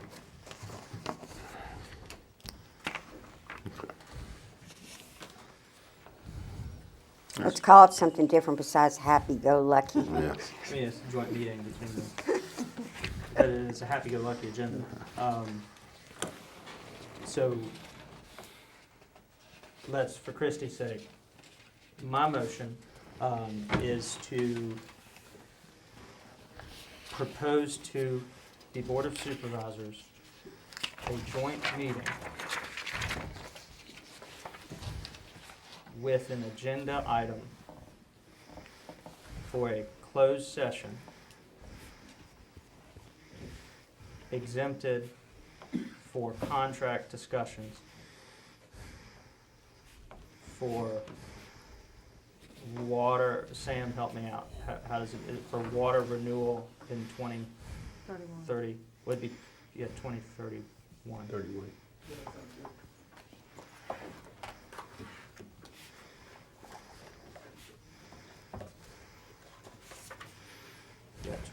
Yeah, 2031.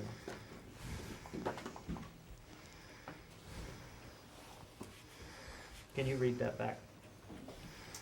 To propose a joint meeting with the Board of Supervisors with an agenda item for a closed session, exempted for contract discussions for the 2031 water renewal contract. A second? I'll second it. Motion made, properly seconded. Any discussion? Any further discussion, I should say?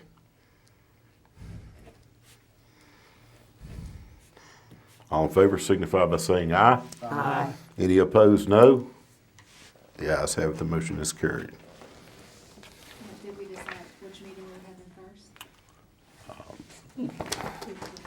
The one we eat at.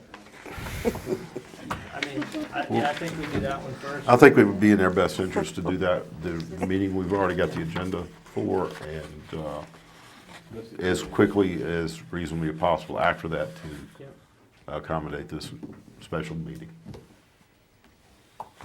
And could we stipulate a start time of around 6:37 at night?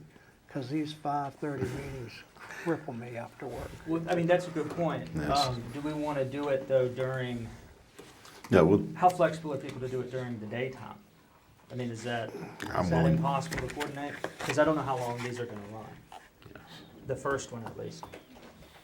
Because we have people serving on both board and council that do work. Yes. Right. So, we could do them in the evening, but also it could run several hours of Yes. the first one. Yeah, see what best suits everybody. There are approximately, there are at least 12 schedules that have to be involved. And with the support staff and everything else involved in this, there will probably be in excess of 24. So we'll base it on the results of the first meeting being accepted by the county and move forward with the second meeting after that on scheduling. All right. Anything else? Mayor, I think Ms. Adams. Yes, Ms. Adams. I wanted to suggest when you send the letter with the agenda, that possibly you give us 3 dates that maybe we Yes, can ma'am. coordinate. Yes, And that'll make it easier. We know it suits you, and then hopefully one of those dates will suit you. Yes, ma'am. And time would be good, Yes. the dates and the time, begin time, so you have an idea. Because some people just have difficulty getting off from work, yeah. Yeah, it's sometimes a challenge to have everybody at the meeting because of their work commitments and travel outside of the town. Fortunately, my travel extent has been Roanoke, Danville, Thaxton, and one unfortunate trip to North Carolina for a bad situation that was taken care of. Mayor? Yes, sir. I'm more of a Band-Aid, rip the Band-Aid type of person. I just want to get this out the way. The meetings, Mr. Hinkle, would you be agreeable for the chairmanship of each meeting to alternate back and forth? And with the mayor chairing the first one, and then you chairing the next one, and then it alternates back and forth as we meet jointly? That'd be agreeable. Thank you, sir.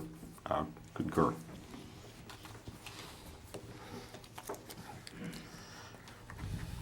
Now, hopefully in anticipation of the first meeting, it's big enough we may have to find a bigger venue than either of us is able to provide, so. all I'm right. just saying, in the past, Yes, ma'am. When we've had joint meetings, because we did get along for a long time. We met at the community center, but that's just a suggestion. No, appreciate that. Yeah, I mean, that There are doesn't a mean number of we venues have that to would do better that. accommodate a larger group. It has a So, kitchen too. Okay, all right, let's move forward. Any other discussion items? Start with council comments. Ms. Allen? You always pick me to start. There goes the Okay. train. We'll take a quick pause and let the engine go by. Nah, I don't have any comments. Thank you, ma'am. Ms. Puckett? No, sir. Mr. Simpson? Thank you, town staff. Mr. Boyce? Thank you for the county people that come out. I am truly, truly impressed, because usually we have public meetings and the public don't show up. Yep. But I think it shows that there is a willingness and a path to cooperation. I want to thank town staff, especially Ms. Ray, for your work on the budget.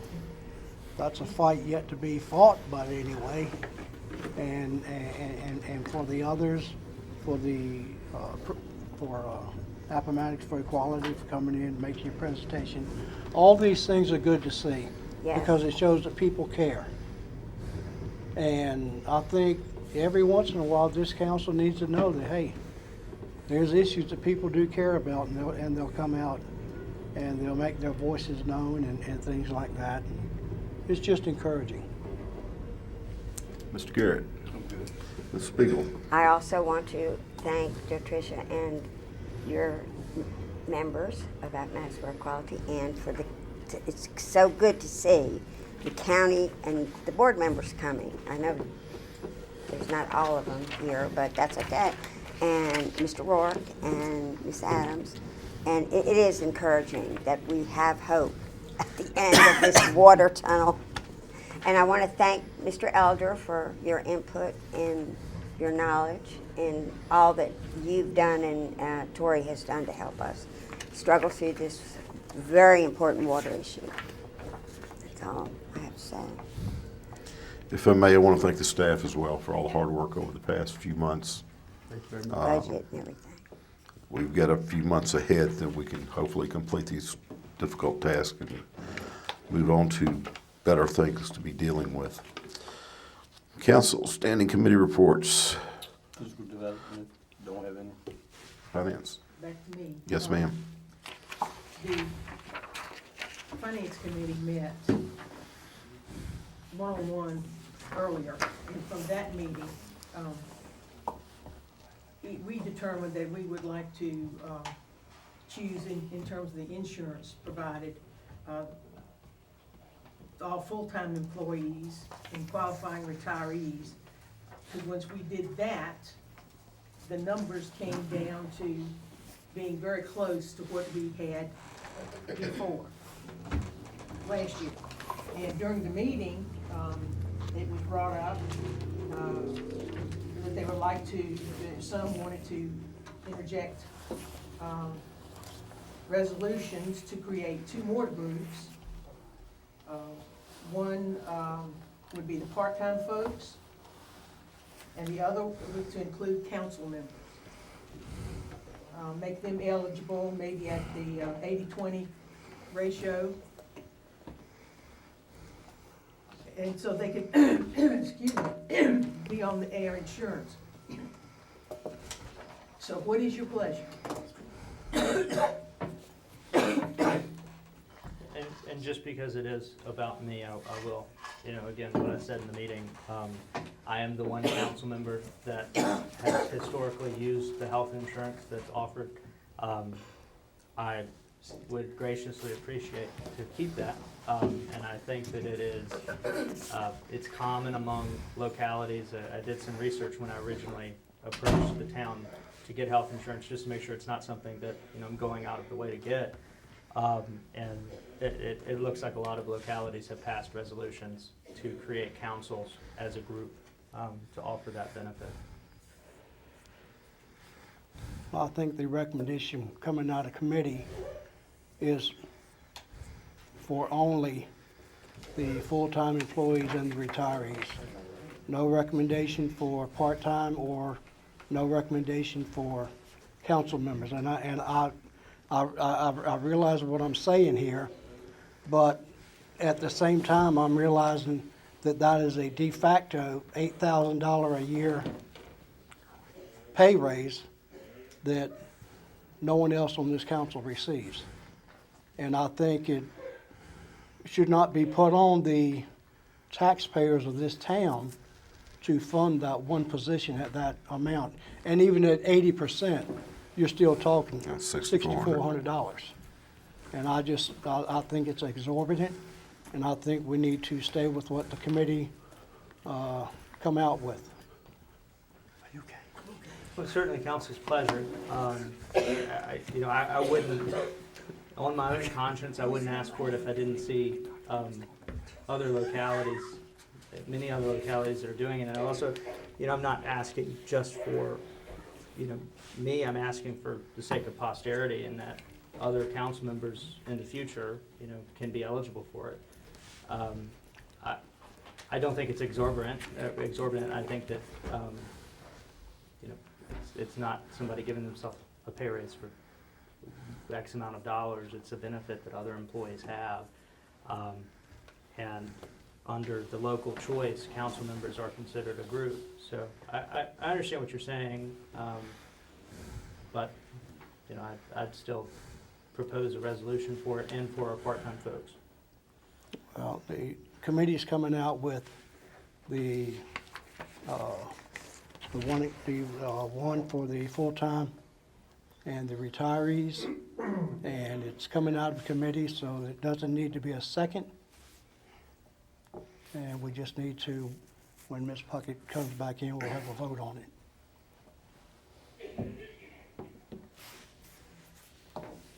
Terry, please, we're going to take a brief pause, make sure Ms. Puckett's okay.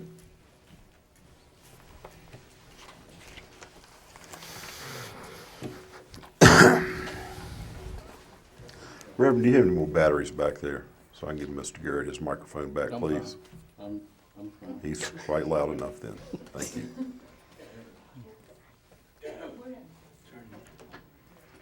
Just wanted to go outside, get some cold air or something. No sorry necessary. You have asthma. Sometimes if it's hot in here, it's Pollen cold is air helps, so bad. or vice versa. Welcome to allergy season. That too, the allergies do not help that. I'm sorry. No. Excuse me. Where are we? I had just finished making the comment that Do you have any more discussion on the items that you presented for the committee? Have we got a motion on the floor? Not necessary because it came out of committee, ma'am. So if you've got any more items you would like to, on that viewpoint.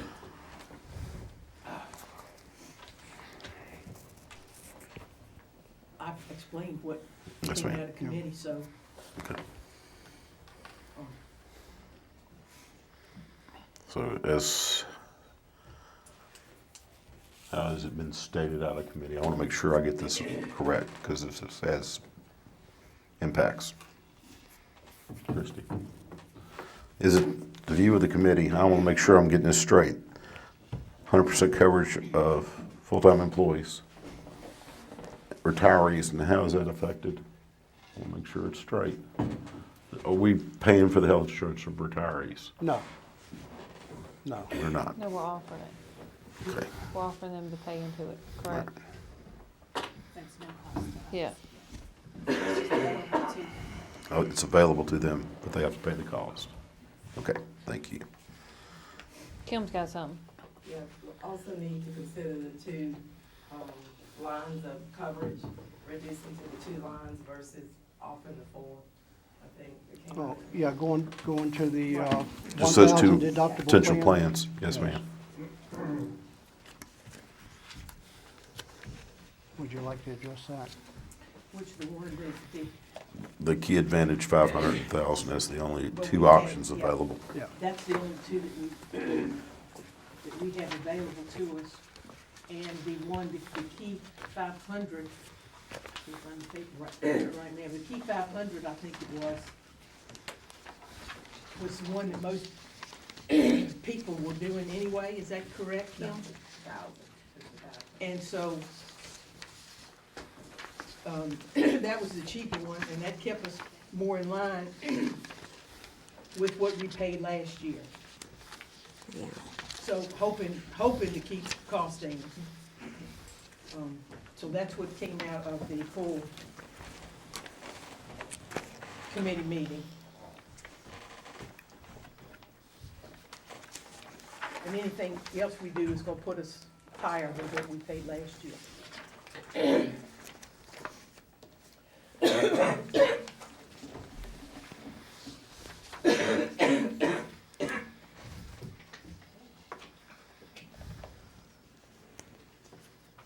Was there anything else, Ms. Ryan? Okay.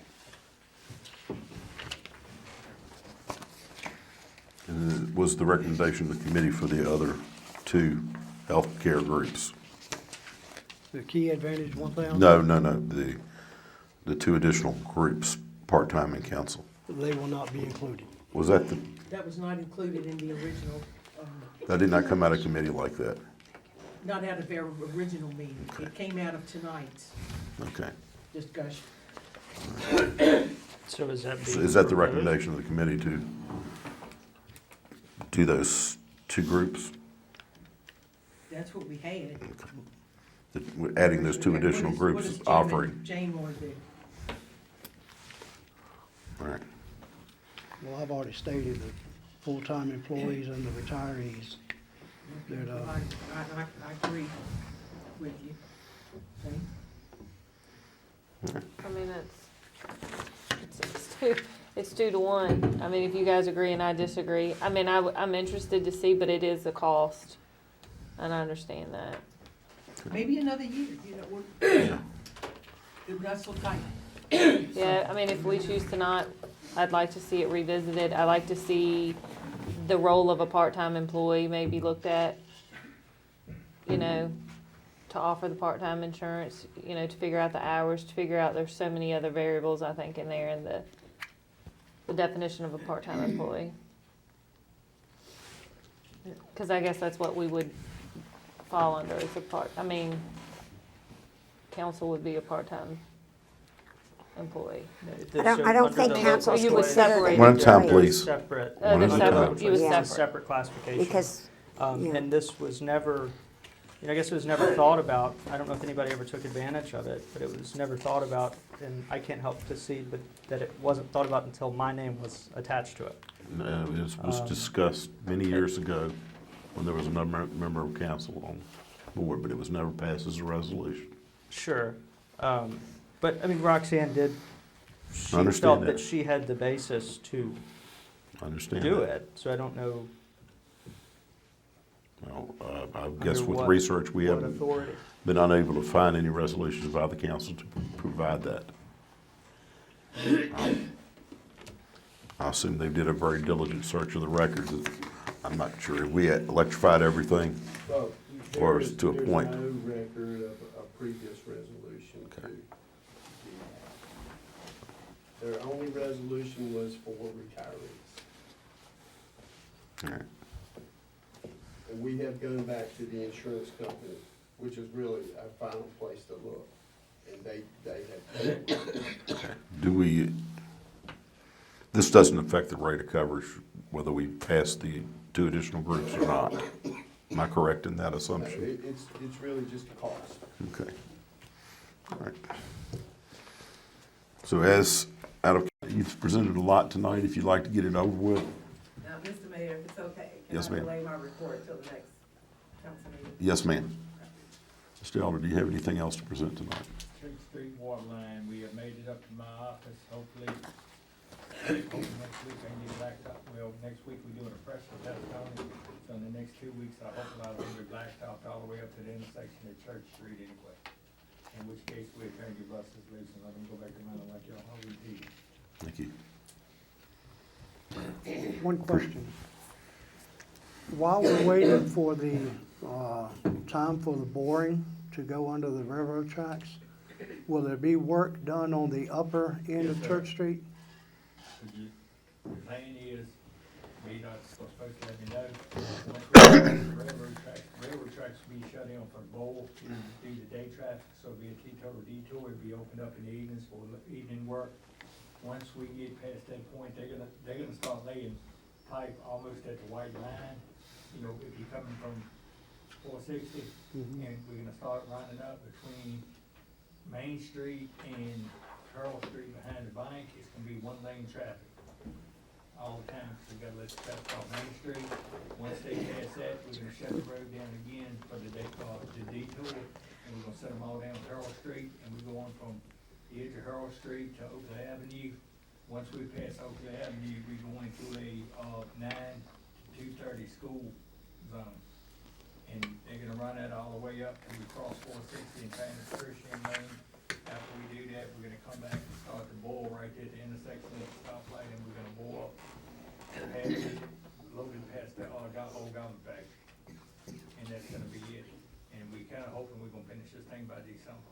It don't happen, because right now I got them up several weeks ahead of schedule. Thank you, sir. Mr. McGee. Today is the 26th of March, 2024, and the residents on Jones Avenue with the non-conforming use case, the trailer was removed from property today, and the property is restored to compliance. That's been a 4-year project. We completed the last of the 5 infomercials for Carlton on Monday. They will be covering the apprentice mentorship relationships the town has with Appomattox County High School. We did a really fun interview with Luke Cunningham, high school principal. We're going to be promoting the 7th May open house event for that. We covered the Church Street water line progress, and also get an introduction to the historic Appomattox work site.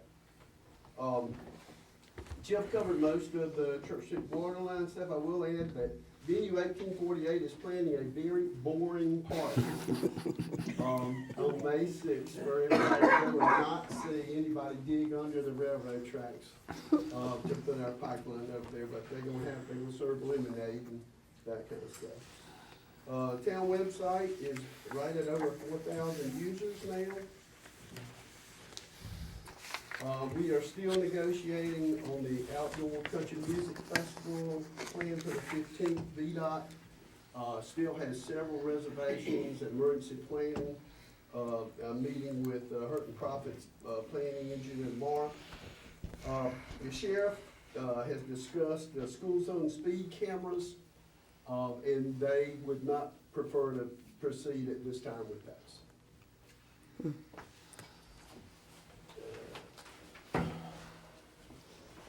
That's all I have.